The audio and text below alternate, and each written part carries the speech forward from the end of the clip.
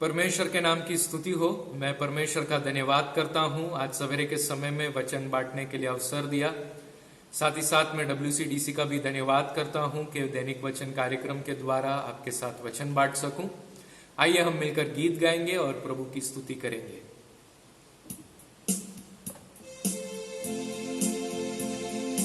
જ્યારે યુદ્ધ કઠણ લાગે ને વેરી કરે જો ઈસુ તકે આગેવાને અમને આગળ દો જોખમવાળી જગાઓમાં તને ચાલીશું ચિંતા તજી તારી પાછળ ચાલીશું પાછળ પાછળ તારી પાછળ ચાલીશ 100 જગા જ્યાં હોય ત્યાં પાછળ ચાલીશું પાછળ પાછળ તારી પાછળ ચાલીશ જ્યાં જ્યાં દોરી લેશે પાછળ ચાલશું નમૂનો તે આપ્યો અમને બારે કશ્મેટી માટે જે તું કહે છે તે કરીશું ખુશીથી તારો નમૂનો લઈને આજ્ઞા પાડીશું પ્રીતિ થકી તારી પાછળ ચાલીશું પાછળ પાછળ તારી પાછળ ચાલીશ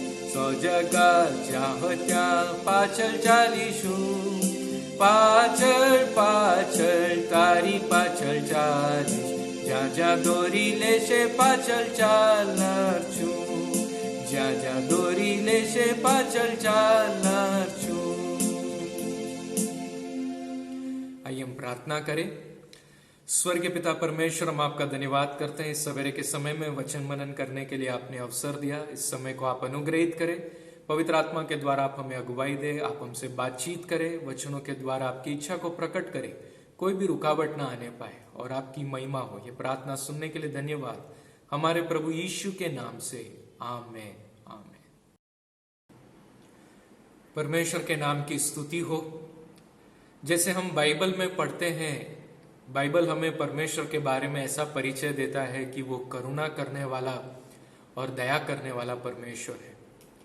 हम इसके बारे में देख सकते हैं न्यायों के पुस्तक उसके 10वें अध्याय के अंदर। यदि हम उसके अंदर पढ़कर देखें तो बाइबल हमें ऐसा बताता है कि इजरायलियों ने फिर से जो है परमेश्वर के नजर में पाप किया, अन्य देवी देवताओं की वो सेवा करने लगे और परमेश्वर को उन्होंने त्याग दिया, इसलिए परमेश्वर ने भी उन्हें छोड़ दिया। और इस वजह से क्या हो गया कि दुश्मन इजरायलियों के ऊपर ऐसा हावी हो गया कि 18 साल तक वो उन्हें बंधन में रखा रहा और उन्हें बिल्कुल तहस नहस कर दिया, ऐसी एक हालत में रख दिया।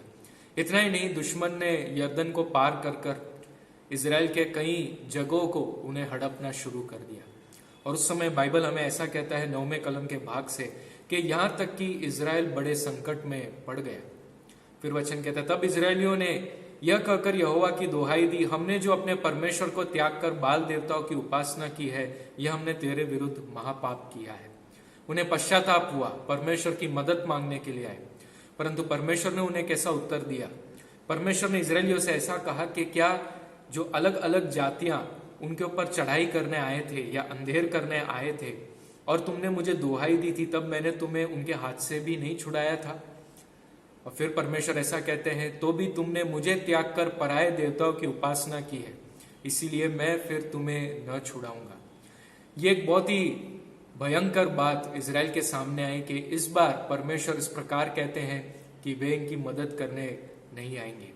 और परमेश्वर ने ऐसा भी कहा कि जाओ अपने माने हुए देवताओं की दोहाई दो, तुम्हारे संकट के समय वे ही तुम्हें छुड़ाए। ऐसी एक कोशिश करने के लिए परमेश्वर कहते हैं। लेकिन इजराइल क्या करता है, वो जानता है कि परमेश्वर के सिवा और कोई उन्हें छुड़ा नहीं सकता है। इसलिए इजरायलियों ने यहोवा से कहा, हमने पाप किया है, इसलिए जो कुछ तेरी दृष्टि में भला हो वही हमसे कर, परंतु अभी हमें छुड़ा। बड़े ही दर्द के साथ वो प्रार्थना कर रहे हैं कि हे यहोवा, तू हम पर दया कर, यदि तू नहीं छुड़ाएगा तो कौन हमें बचा सकता है, और जो तू करना चाहता है वो तू कर, पर इस समय हमें बचा ले। ये प्रार्थना कुछ इस प्रकार है जैसे हम भजन संहिता के अंदर देखते हैं 85 उसके 4 कलम से 6 कलम में, हे हमारे उद्धारकर्ता परमेश्वर, हमको पुनर्स्थापित कर और अपना क्रोध हम पर से दूर कर। क्या तू हम पर सदा कोपित होगा? क्या तू पीढ़ी से पीढ़ी तक कोप करता रहेगा? क्या तू हमको फिर से न जिलाएगा कि तेरी प्रजा तुझ में आनंद करे? ये एक प्रार्थना, एक पुकार है हर इंसान की, हर मनुष्य की, कि परमेश्वर तू हम पर दया कर।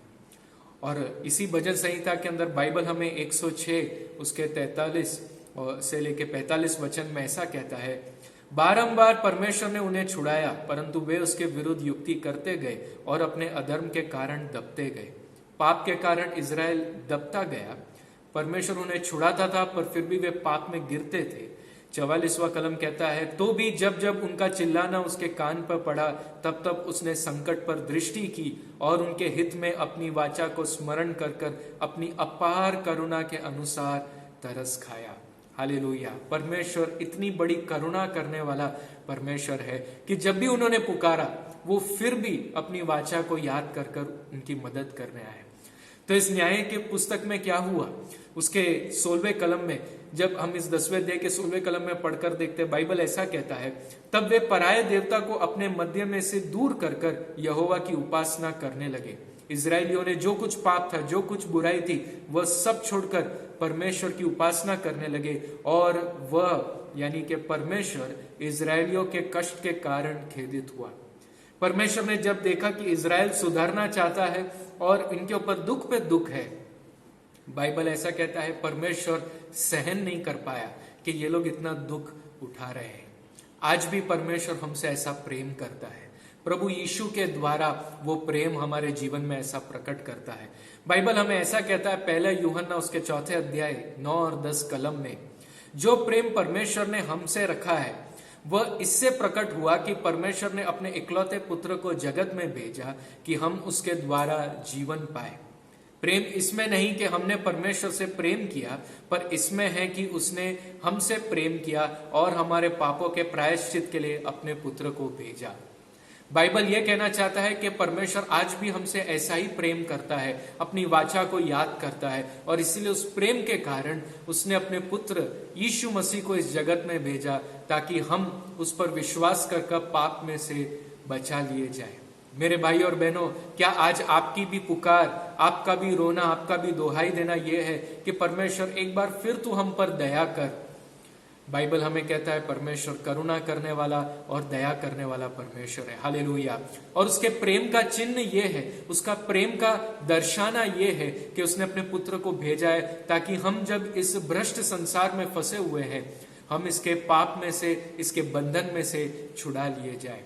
आज यदि आप यीशु मसीह को पुकारेंगे, वो जरूर आपकी प्रार्थना सुनेगा और आपके दुख और क्लेश में से बाहर निकाल कर लाएगा। जो हमारे जीवन में से दूर करना है, जो हमारे जीवन की बुराइयां या गलत स्वभाव है, हम निर्णय लेके प्रभु आज से फिर कभी हम इसके पीछे नहीं जाएंगे, आप हम पर दया करें। यदि परमेश्वर ने इजरायलियों की हालत को देखकर उसको उन पर दया आई, तो वो जरूर आप और मैं, जो उसने अपने पुत्र का बलिदान किया, उस यीशु मसीह पर विश्वास करेंगे तो हम पर अपनी अपार करुणा प्रकट करेगा।